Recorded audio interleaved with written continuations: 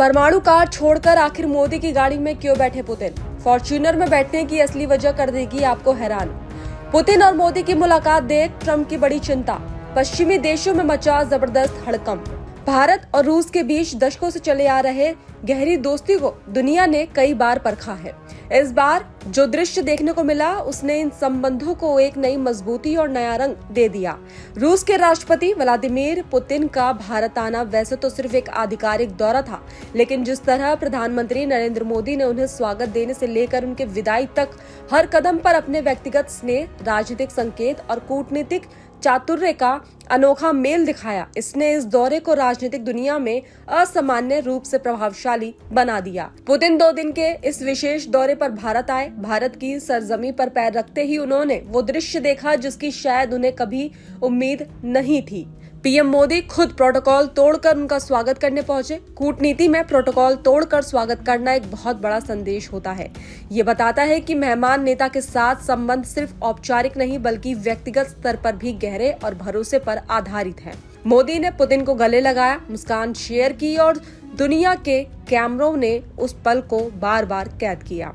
ये तस्वीर एक ही बात कह रही थी, भारत और रूस के रिश्ते कितने सुहृद और कितने सशक्त हैं। लेकिन असली हलचल तब मची जब दोनों नेता एयरपोर्ट से प्रधानमंत्री आवास के लिए निकले। किसी को ये उम्मीद नहीं थी कि पुतिन एक ऐसी कार में बैठेंगे जो दिखने में सामान्य कार है और जिसे भारत के कई शहरों में आम लोग रोज सड़क पर चलते देखते हैं। ये कार थी टोयोटा फॉर्च्यूनर, मजबूत, शक्तिशाली, विश्वसनीय, लेकिन वीआईपी सिक्योरिटी कारों की सूची में आमतौर पर न रखी जाने वाली गाड़ी। ये क्षण इसलिए और ज्यादा चौंकाने वाला था क्योंकि दुनिया जानती है कि भारत के प्रधानमंत्री आमतौर पर Range Rover, Sentinel, Mercedes Maybach S650 Guard या BMW के विशेष सुरक्षा मॉडल्स पर सफर करते हैं।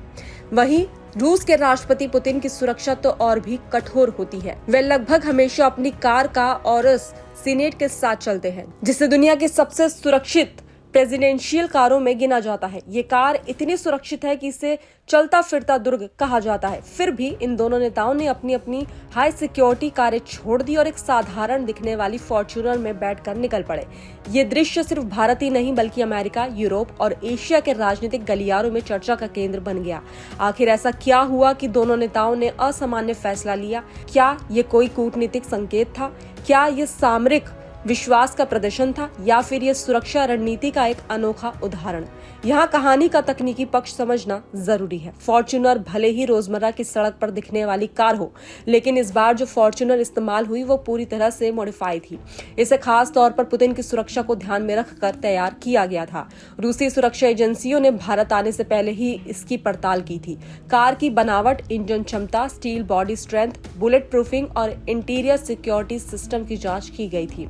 फॉर्च्यूनर में 2.8 लीटर का 4 cylinder inline turbocharge diesel engine है। विशेष मॉडिफिकेशन के बाद ये लगभग 200 से ज्यादा bhp की ताकत देता है और 500 Nm तक का टॉर्क जनरेट करता है। ये car hydraulic suspension, high ground clearance और विशेष सुरक्षा ग्लास के साथ एक लो प्रोफाइल वीआईपी कार की तरह काम करता है। यानी ये कार दिखती ही भले ही साधारण हो, पर अंदर सुरक्षा की पूरी दुनिया छुपी हुई थी। लेकिन सुरक्षा के अलावा एक और दिलचस्प व्यवहारिक पहलू भी था जिसे सरकारी सूत्रों ने बाद में उजागर किया। फॉर्च्यूनर की तीसरी पंक्ति यानी कि थर्ड रो सीटिंग इस पूरे फैसले की अहम भूमिका निभा रही थी। दोनों नेताओं के साथ उनके दुभाषी भी सफर कर रहे थे। उच्च सुरक्षा वाली रेंज रोवर में तीसरी पंक्ति नहीं होती, इसलिए दुभाषियों को बैठाने में उचित जगह नहीं मिल पाती। वहीं फॉर्च्यूनर में थर्ड रो मौजूद थी जहां दुभाषी आराम से बैठ सके। इस एक छोटे व्यवहारिक तत्व ने पूरा समीकरण बदल दिया। कूटनीतिक में अक्सर छोटे फैसले ही बड़े संदेश बन जाते हैं और यही इस बार भी हुआ। अब बात करते हैं उस व्यापक राजनीतिक संदेश की जिसने पश्चिमी देशों में हलचल मचा दी है। पश्चिमी एक्सपर्ट्स ने यह माना कि मोदी पुतिन का फॉर्च्यूनर में बैठना सिर्फ सुरक्षा का मामला नहीं बल्कि एक जियोलॉजिकल सिग्नल था। फॉर्च्यूनर जापान की कंपनी टोयोटा का ब्रांड है और भारत में इसका मैन्युफैक्चरिंग प्लांट कर्नाटक के बिदादी में स्थित है। यानी यहाँ मेक इन इंडिया का भी प्रतीकात्मक पक्ष मौजूद था। इसके जरिए ये संदेश दिया गया कि भारत और रूस न तो किसी एक राजनीतिक ध्रुव पर निर्भर है और न ही यूरोपीय या अमेरिका ऑटो कंपनीज पर।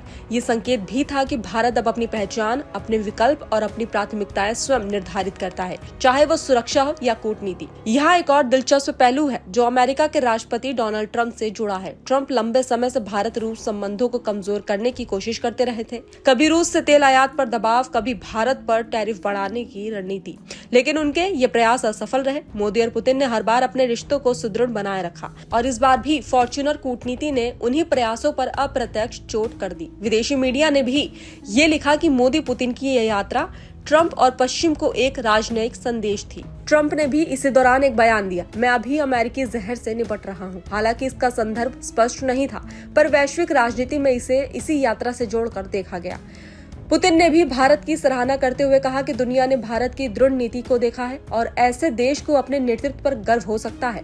ये वाक्य हर मंच पर चर्चा का विषय बन गया, क्योंकि ये सीधे तौर पर पश्चिमी देशों को संदेश दे रहा था कि भारत रूस का भरोसेमंद साझेदार है और रहेगा। अब वापस लौटते हैं पुतिन की आधिकारिक कार ऑरस सीनेट पर। ये कार दुनिया की सबसे सुरक्षित कारों में गिनी जाती है। इसकी बॉडी ग्रेनेड प्रूफ होती है, टायर रन फ्लैट टेक्नोलॉजी से लैस होते हैं और इसके अंदर एक स्वतंत्र ऑक्सीजन सप्लाई सिस्टम मौजूद होता है ताकि किसी भी केमिकल या गैस हमले की स्थिति में यात्री सुरक्षित रह सके। VR8 और VR10 बैलिस्टिक रेटिंग इस कार को किसी भी प्रकार की गोलियों और विस्फोटक हमलों से बचाती है। फिर भी पुतिन इस कार को छोड़कर भारत की फॉर्च्यूनर में बैठे और ये अपने आप में भारत की सुरक्षा एजेंसियों पर उनके विश्वास की बड़ी मिसाल है। ये बात चीन, अमेरिका, यूरोप और दुनिया के हर शक्ति केंद्र ने नोट की। इस फॉर्च्यूनर यात्रा के जरिए ये संदेश स्पष्ट थे, भारत और रूस के रिश्ते बेहद भरोसे पर आधारित है। भारत की सुरक्षा व्यवस्था विश्व स्तरीय है, जिस पर रूस जैसा देश भी भरोसा करता है। भारत किसी दबाव में नहीं आता और अपनी कूटनीति स्वयं तय करता है। भारत और रूस की दोस्ती को तोड़ना असंभव है, चाहे कोई भी राजनीतिक शक्ति कोशिश कर ले। दुनिया का पावर बैलेंस बदल रहा है और इसमें भारत एक प्रमुख खिलाड़ी है और शायद यही वजह है कि मोदी पुतिन की यह फॉर्च्यूनर यात्रा सिर्फ एक सड़क यात्रा नहीं रही, ये एक ऐतिहासिक कूटनीतिक घटना बन गई। ये सिर्फ एक कार नहीं थी, बल्कि दो देशों की दोस्ती का चलायमान प्रतीक बन चुकी थी। अंत में पुतिन का दौरा समाप्त होने के बाद भी इसका प्रभाव लंबे समय तक दिखाई देता रहेगा। जिसने भी ये दृश्य देखा, चाहे वो भारतीय नागरिक हो, पश्चिमी राजनयिक हो या एशियाई नेता, उसने यह समझ लिया कि भारत और रूस की साझेदारी आने वाले सालों में और भी ज्यादा मजबूत होने वाली है।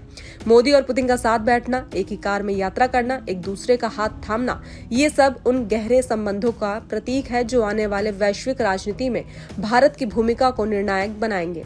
यात्रा छोटी थी, पर संदेश लंबे समय तक याद रखे जाएंगे।